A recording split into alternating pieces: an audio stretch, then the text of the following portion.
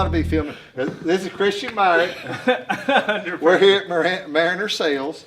We're fixing to go over rigs for catfishing, shad, and getting bait and all that kind of good stuff. Well, I guess I fish catfish. Man a few words. Well, you know, really, just I try to fish for catfish and catch big ones. I don't really chase the channel cats very much or anything like that. I like to go after the blues or the flatheads and stuff. And, you know, try to get something that's going to bend a rod. This is my boat. This is what I use now, and it's been my boat, I guess, for the last 6 months. This is exactly the way I rig it with rod holders and everything. I didn't even wash it before. There's something new there. For starts, I guess you need to get bait, you know. So we go and we get a cast net, and when we throw the cast net, we're either in the summertime we're close to shore, or in the wintertime we're gonna find a creek somewhere, and that's what we're gonna do. In the summertime, it's pretty easy. You know, we just bring a cast net in the boat, we show up to the lake and throw it, and there we go. We got bait, good to go. Not in the wintertime, it's challenging. You got to hunt for them a little bit, and that is kind of a whole another skill. Not just catfishing. You have to catch the bait first. The creeks are a good spot. Some places around, in the early morning before the sun comes up, the boat ramps are a good spot. Then after you get the bait, I suppose, what do? Do you drift or anchor or troll? You don't really troll for catfish, but when you drift, you throw a drift bag in. Everybody's always wondering, thread fin and gizzard, what's the difference? Thread fin is little. It's got a thread fin off the back of the top dorsal fin. Gizzard shad get 16, 18 inches long. Normally this time of year, that's one bait. Your shad, chicken breast. You can't hardly beat it. If you can't throw a cast net, get some chicken breast.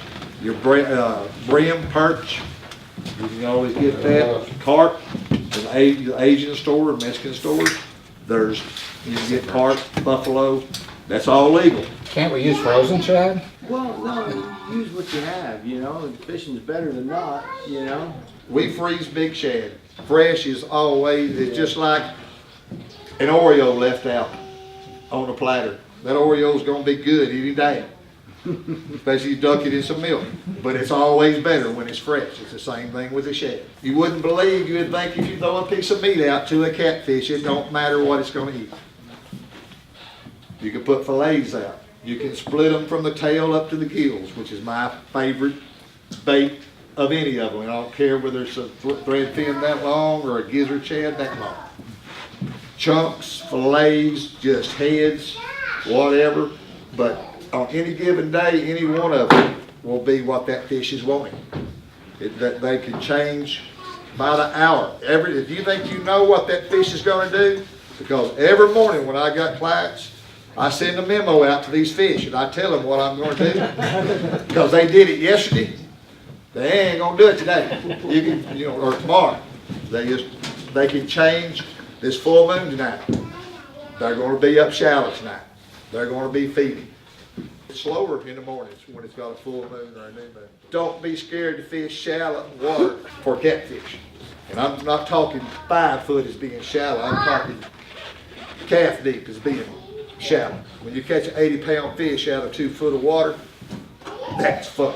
When you see that tail like that come out of that water going for that bait, it'll get your heart going, even if you're dead, You'll all be dead when you see it coming up. You have a heart attack like that. Does it make any difference if the shad is alive or dead or cut up or whatever? On catfish, we're going to cut it up anyways. Put it on live, you're going to get sand bass and hybrids. This is what I use here. These pro anglers. I like the 5500 is my favorite. I got 6500. They're always up in the water column. That's where your bait needs to be.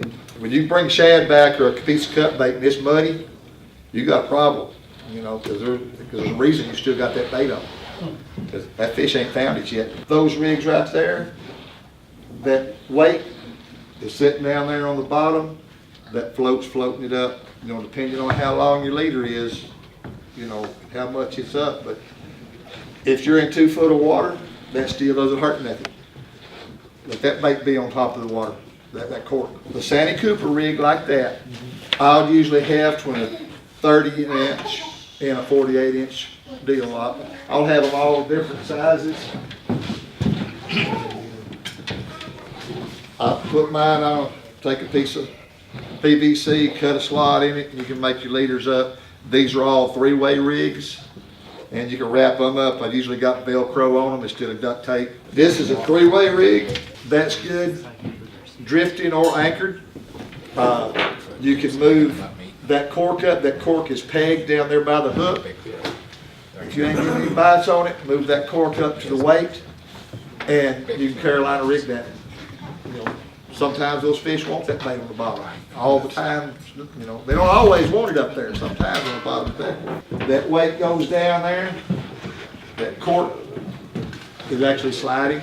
It floats up to this swivel.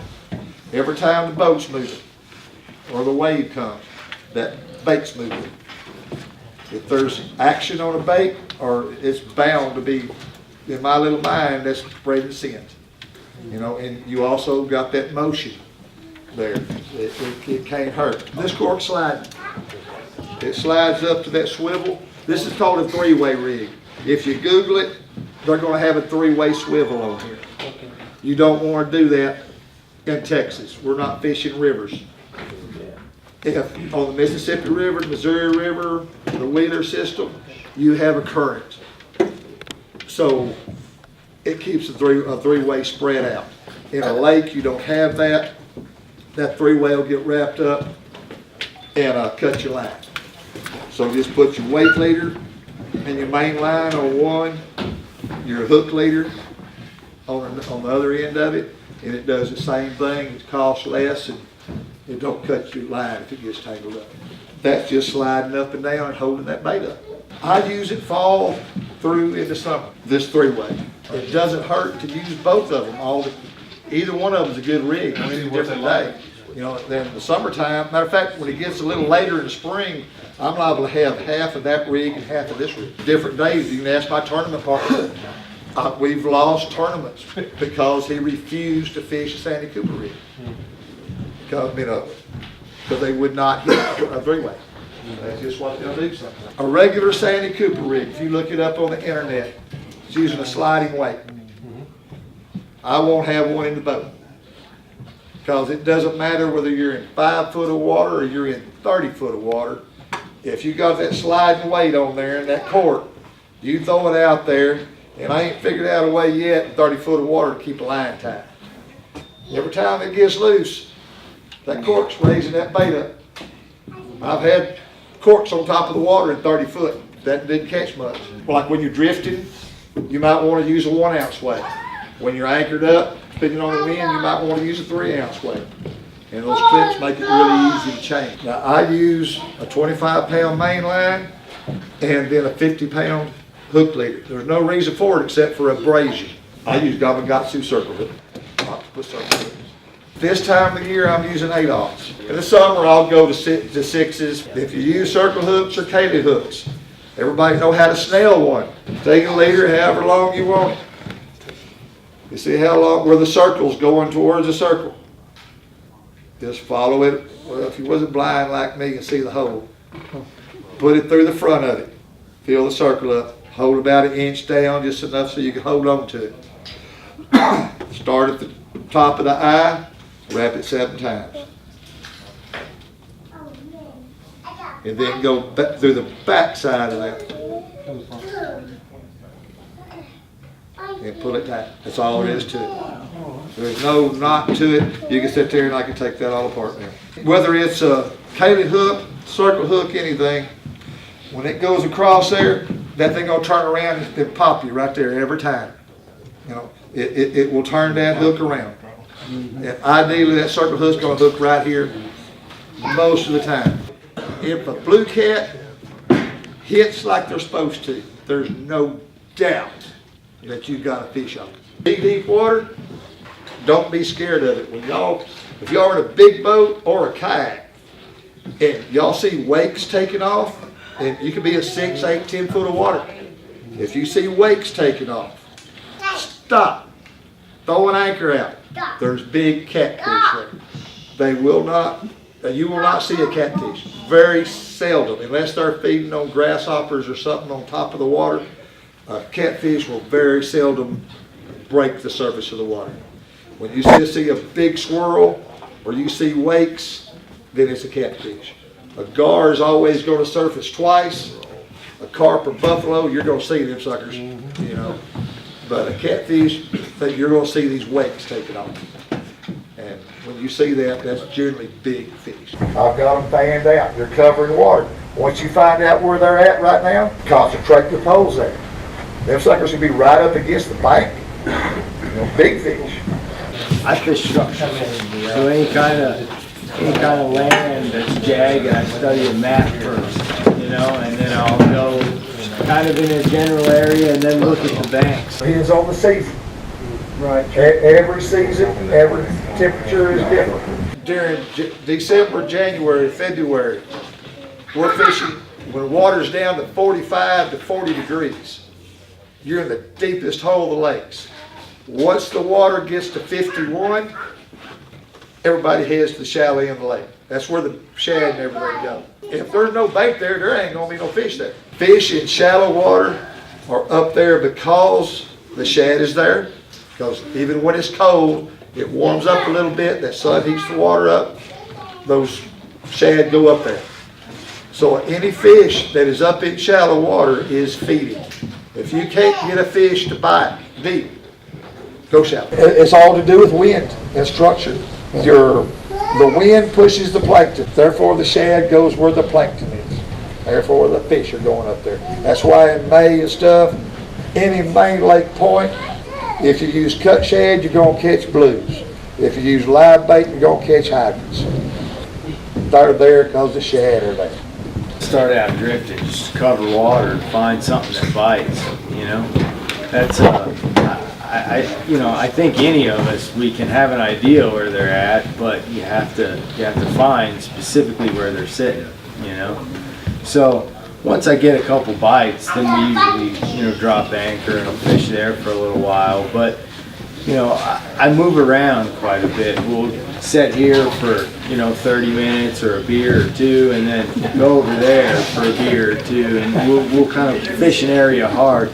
You know, he has a motor, so he has the ability to kind of cover the whole lake. And me, I have to kind of pick on the map first, decide where I want to fish, and then work it until, you know, I'm kind of committed to it. Do you use drift sock? Yes, absolutely. How big? I have both 36 and 42 inch. Half a mile an hour is really maximum. That's where you want to stay around, is a half a mile an hour. There has been days they wanted a mile and a half, but that doesn't happen very often. That half a mile an hour seems like a pretty magic number. And like the three-way, it was actually designed because of the weight leaders. You're supposed to run like a 20-pound if you're running a 25-pound weight line. To lose that weight, you save everything else. Well, nowadays that darn lead's the most important, most expensive thing on your whole line. You know, darn 3-ounce weight's more than a hook. When I'm drifting, I'll sometimes go down to a ½ ounce or 1 ounce. Drifting, it seems like some days the less disturbance you're causing, the better. That's just like letting your line out 20 yards from the boat and letting it out 50 yards from the boat. Most of the time, your longer lines are what you're going to catch your fish on. How many poles are you fishing with normally? 3 or 4. I anchor with 4 and drift with either 3 or 4. What precautions are you taking, like when you're going out in the winter, in a normal winter, it's cold? What conditions are you not going out in? What's your max? What are you dressing? Yeah, How do you stay dry? I wear waders and just like a frog tog's rain jacket. That's what I wear. And as far as wind or rain and stuff, I'm not gonna say no, not unless it's light. I mean, I'll go out. I'm comfortable on my boat. I've been, you know, all over the place in this thing, and you know, I'm I'm not worried about wind or waves as much as I am about, you know, maybe others that would come with us, you know. And I've been in this kind of mess for 30 years, you know, and that's, my dad kind of forced me to deal with Lake Superior and stuff like that, you know. Anything to do with fish fighting? Yeah, it does. That's a good question.